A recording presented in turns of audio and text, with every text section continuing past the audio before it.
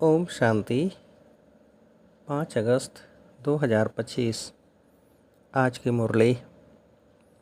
मीठे बच्चे, बाप आए हैं इस वेश्यालय को शिवालय बनाने। तुम्हारा कर्तव्य है वेश्याओं को भी ईश्वरी संदेश दे, उनका भी कल्याण करना। प्रश्न: कौन से बच्चे अपना बहुत बड़ा नुकसान करते हैं? उत्तर: जो किसी भी कारण से मुरली यानी पढ़ाई मिस करते हैं, वह अपना बहुत बड़ा नुकसान करते हैं। कई बच्चे तो आपस में रूठ जाने के कारण क्लास में ही नहीं आते। कोई न कोई बहाना बनाकर घर में ही सो जाते हैं। इससे वे अपना ही नुकसान करते हैं, क्योंकि बाबा तो रोज़ कोई न कोई नई युक्तियाँ बताते रहते हैं। सुनेंगे ही नहीं तो अमल में कैसे लाएंगे? ओम शांति। मीठे मीठे रूहानी बच्चे यह तो जानते हैं कि अभी हम विश्व के मालिक बनने के लिए पुरुषार्थ कर रहे हैं। भल माया भी भुला देती है। कोई को तो सारा दिन भुला देती है। कभी याद ही नहीं करते जो खुशी भी हो। हमको भगवान पढ़ाते हैं, यह भी भूल जाते हैं। भूल जाने के कारण फिर कोई सर्विस नहीं कर सकते। रात को बाबा ने समझाया, अधम ते अधम जो वेश्याएँ हैं उनकी सर्विस करनी चाहिए। वेश्याओं के लिए तुम ऐलान करो कि तुम बाप के इस ज्ञान को धारण करने से स्वर्ग के विश्व की महारानी बन सकती हो। साहूकार लोग नहीं बन सकते। जो जानते हैं, पढ़े लिखे हैं, वह प्रबंध करेंगे। उन्हों को ज्ञान देने का तो बेचारी बहुत खुश होंगी, क्योंकि वह भी अब लाए हैं। उनको तुम समझा सकते हो। युक्तियाँ तो बहुत ही बाप समझाते रहते हैं। बोलो, तुम ही ऊंचते ऊंच नीचते नीच बनी हो। तुम्हारे नाम से ही भारत वेश्यालय बना है। फिर तुम शिवालय में जा सकती हो। यह पुरुषार्थ करने से तुम अभी पैसे के लिए कितना गंदा काम करती हो। अब यह छोड़ो। ऐसा समझाने से वह बहुत खुश होंगी। तुमको कोई रोक नहीं सकते। यह तो अच्छी बात है ना। गरीबों का है ही भगवान। पैसे के कारण बहुत गंदा काम करती हैं। उन्हों का जैसे धंधा चलता है। अभी बच्चे कहते हैं हम युक्तियाँ निकालेंगे, सर्विस वृद्धि को कैसे पाए। कोई बच्चे कोई न कोई बात में रूठ भी पड़ते हैं, पढ़ाई भी छोड़ देते हैं। यह नहीं समझते कि हम नहीं पढ़ेंगे तो अपना ही नुकसान करेंगे। रूठ कर बैठ जाते हैं। फलानी ने यह कहा, ऐसे कहा, इसलिए आते नहीं। हफ्ते में एक बार मुश्किल आते हैं। बाबा तो मुरलियों में कभी क्या राय कभी क्या राय देते रहते हैं। मुरली सुनना तो चाहिए ना।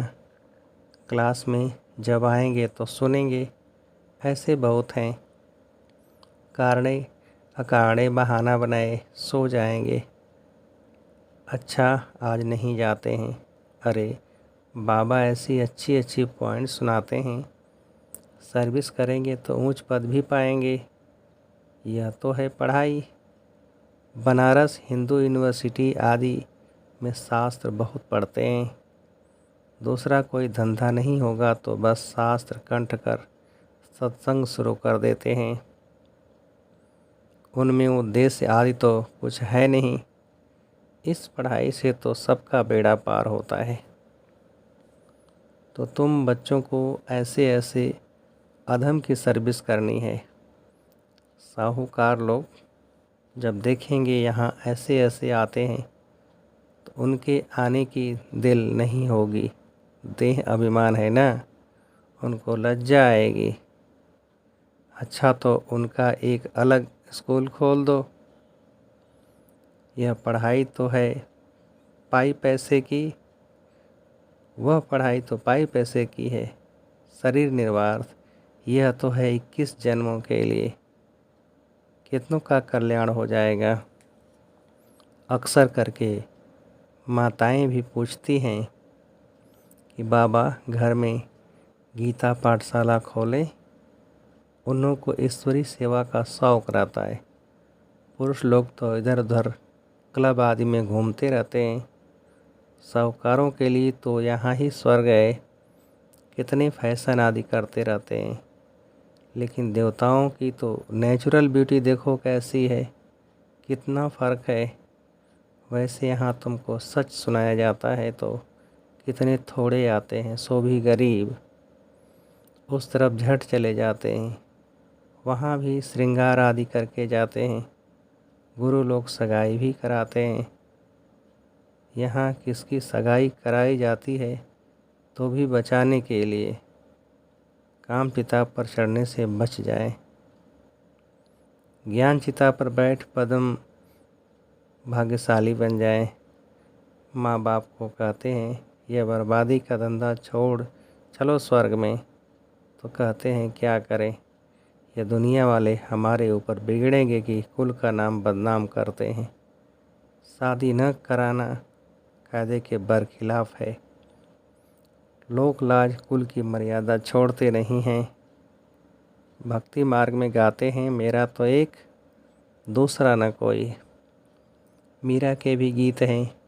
फीमेल्स में नंबर 1 भक्ति मीरा, मेल्स में नारद गाया हुआ है। नारद की भी कहानी है ना।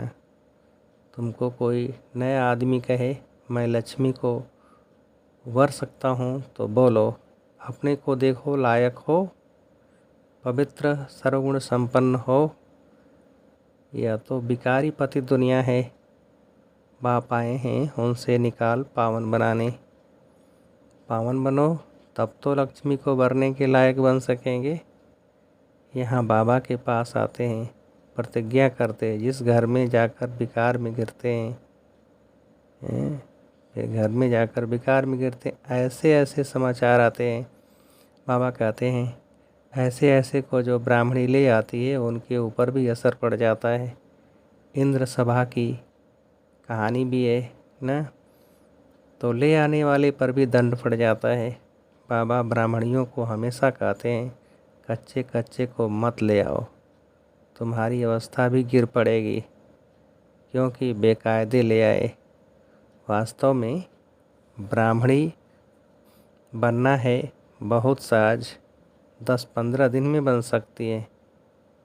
बाबा किसको भी समझाने की बहुत सहज युक्ति बताते हैं। तुम भारतवासी आदि सनातन देवी देवता धर्म गए थे, स्वर्गवासी थे, अब नरकवासी हो, फिर स्वर्गवासी बनना है तो यह विकार छोड़ो।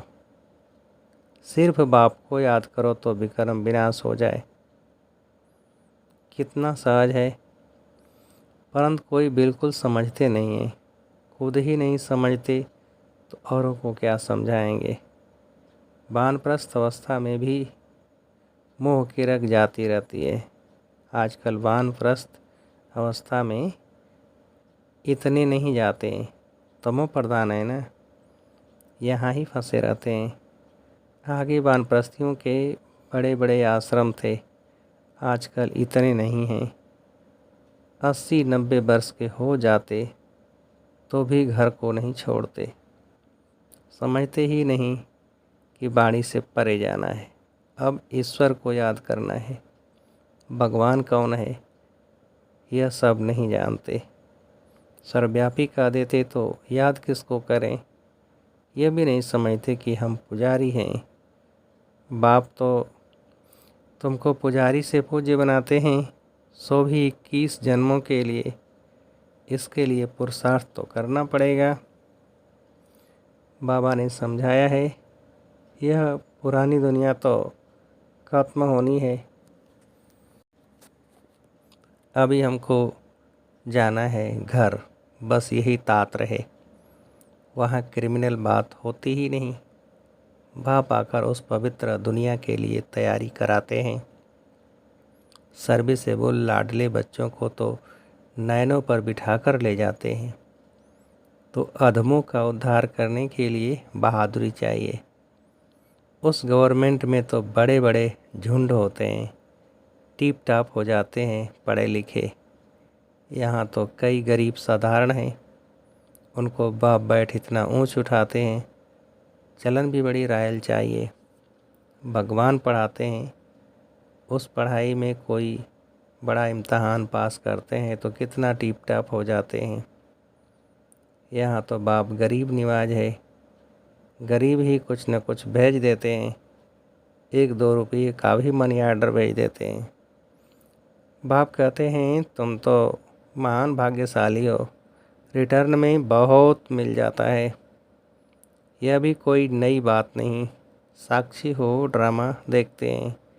बाप कहते हैं बच्चे अच्छी रीति पढ़ो, यह ईश्वरीय यज्ञ है।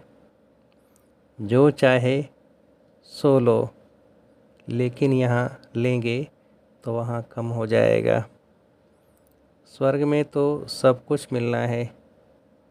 बाबा को तो सर्विस में बड़े फुर्त बच्चे चाहिए, सुदेश जैसी, मोहिनी जैसी, जिनको सर्विस का उमंग हो। तुम्हारा नाम बहुत बाला हो जाएगा, फिर तुमको बहुत मान देंगे। बाबा सब डायरेक्शन देते रहते हैं। बाबा तो कहते हैं यहाँ बच्चों को जितना समय मिले याद में रहो। इम्तहान के दिन नज़दीक होते हैं तो एकांत में जाकर पढ़ते हैं। प्राइवेट टीचर भी रखते हैं। हमारे पास टीचर तो बहुत हैं, सिर्फ पढ़ने का शौक़ चाहिए। बाप तो बहुत सहज समझाते हैं, सिर्फ अपने को आत्मा निश्चय करो। यह शरीर तो विनाशी है, तुम आत्मा अविनाशी हो। यह ज्ञान एक ही बार मिलता है, फिर सतयुग से लेकर कलयुग अंत तक किसको मिलता ही नहीं, तुमको ही मिलता है। हम आत्मा हैं, यह तो पक्का निश्चय कर लो। बाप से हमको वर्षा लेना है। बाप की याद से ही विक्रम विनाश होंगे। बस यह अंदर रटते रहें तो भी बहुत कल्याण हो सकता है, परंतु चार्ट रखते ही नहीं। लिखते लिखते फिर सब थक जाते हैं। बाबा बहुत सहज कर बतलाते हैं, हम आत्मा सतो प्रधान थी, अब तमो प्रधान बनी हूँ। अब बाप कहते हैं मुझे याद करो तो सतो प्रधान बन जाएंगे। कितना सहज है, कितना सहज है, फिर भी भूल जाते हैं। जितना समय बैठो अपने को आत्मा समझो। मैं आत्मा बाबा का बच्चा हूँ। बाप को याद करने से स्वर्ग की बादशाही मिलेगी। बाप को याद करने से आधा कल्प के पाप भस्म हो जाएंगे। कितना सहज युक्ति बतलाते हैं, सब बच्चे सुन रहे हैं। यह बाबा खुद भी प्रैक्टिस करते हैं, तब तो सिखाते हैं ना। मैं बाबा का रथ हूँ, बाबा मुझे खिलाते हैं। तुम बच्चे भी ऐसे समझो, शिव बाबा को याद करते रहो तो कितना फ़ायदा हो जाए, परंतु भूल जाते हैं। बहुत सहज है, धंधे में कोई ग्राहक नहीं है तो याद में बैठ जाओ। मैं आत्मा हूँ, बाबा को याद करना है। बीमारी में भी याद कर सकते हो। बांधेली हो तो यहाँ बैठ तुम याद करती रहो, जो 10-20 वर्ष वालों से भी ऊंच पद पा सकती हो। अच्छा, मीठे मीठे सिकेल्दे बच्चों प्रति माता पिता बाप दादा का याद प्यार और गुड मॉर्निंग। रूहानी बच्चों की गुड मॉर्निंग। रूहानी बाप की रूहानी बच्चों को नमस्ते। हम रूहानी बच्चों की रूहानी बाप को नमस्ते। धारणा के लिए मुख्य सार। पहली पॉइंट, सर्विस में बहुत फुर्त बनना है। जितना समय मिले एकांत में बैठ बाप को याद करना है। पढ़ाई का शौक़ रखना है। पढ़ाई से रूठना नहीं है।